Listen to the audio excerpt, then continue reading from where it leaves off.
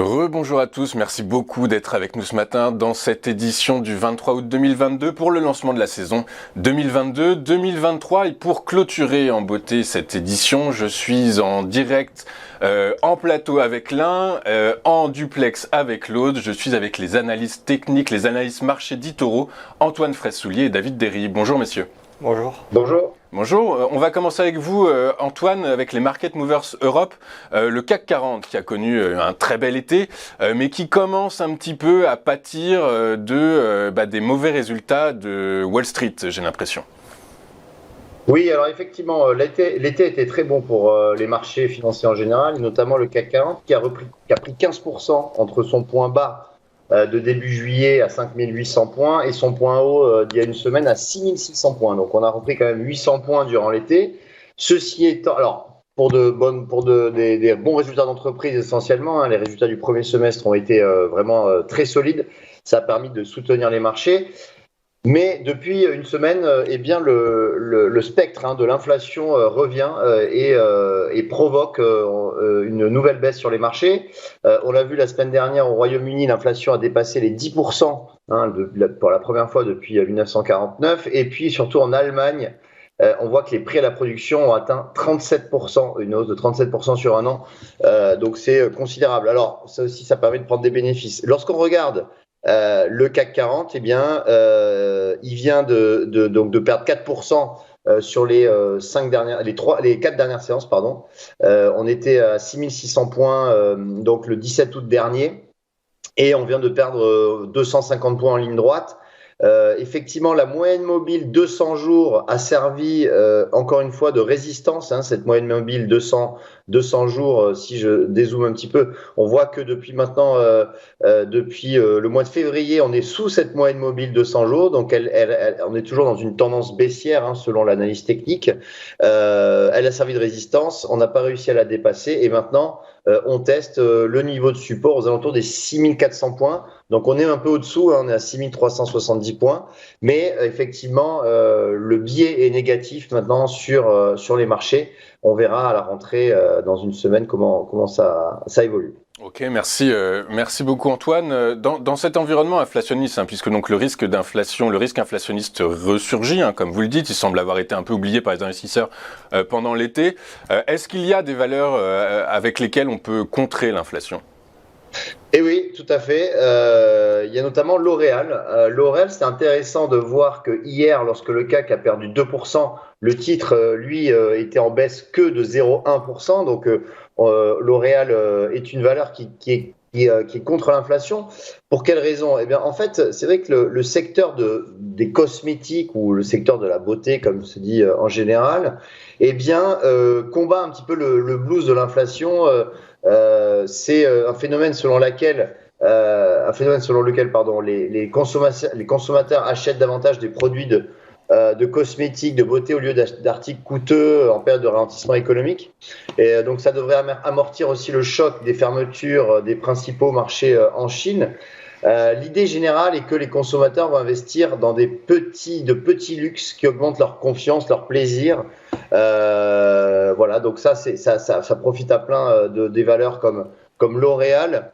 L'Oréal d'ailleurs qui a annoncé de fortes ventes au premier semestre et au deuxième trimestre notamment. Beaucoup de demandes notamment dans les rouges à lèvres et dans les parfums. Ce sont les deux sous-segments qui ont vraiment fortement progressé au premier semestre. Alors quand on regarde graphiquement, on voit que L'Oréal déjà bien rebondi depuis son point bas du fin juin. Et on voit surtout que lors des phases de baisse, on voit que L'Oréal consolide à plat. Et ça, c'est très intéressant à mon sens, puisque si le marché devait continuer à baisser, L'Oréal probablement surperformerait les marchés. Et quelles sont les résistances à avoir en tête dès lors ? Alors, effectivement, on a une résistance ici très visible à 372 €. Ça correspond au point haut qui a été atteint au début août. Et en termes de support, on a un support à 351 €. Ok, très clair. Merci Antoine. On va poursuivre avec Vinci qui, vous avez détecté des relais de croissance assez importants et intéressants, Antoine. Oui, alors Vinci, ce qui est intéressant de voir, c'est que Déjà, Vinci, je vais commencer par l'analyse technique. On voit que Vinci est dans un range depuis maintenant quasiment 2 ans. Depuis le début de l'année, Vinci d'ailleurs est flat, donc dans un marché qui perd 10%, on est aussi en surperformance.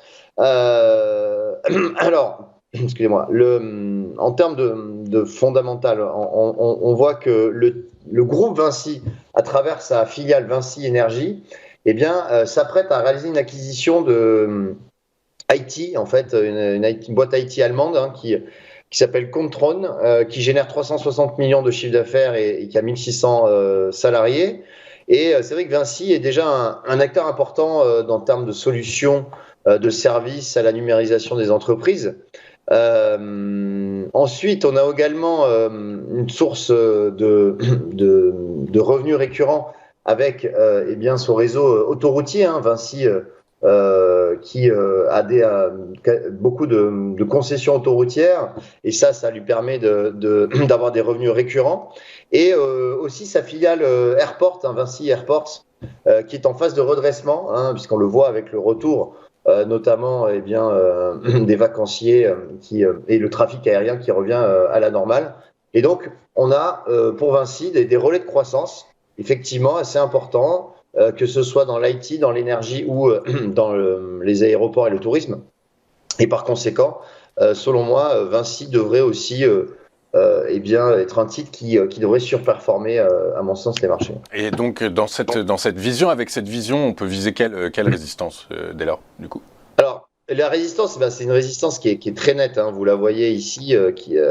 C'est une résistance où le titre n'a pas réussi à dépasser ce niveau des 96 € depuis maintenant le mois de mai de 2021. Donc, ça fait longtemps qu'on n'arrive pas à dépasser ce niveau des 95 € sur Vinci. Ok, très clair. Je vous garde un instant parce qu'il y a les PMI en Allemagne qui viennent d'être publiés et le PMI manufacturier en Allemagne ressort pour le mois d'août à 49,8 contre 48,2 anticipé par le consensus et 49,3 publié précédemment le mois précédent. Donc c'est plutôt des données intéressantes et qui pourraient soutenir à la hausse les indices européens et le CAC.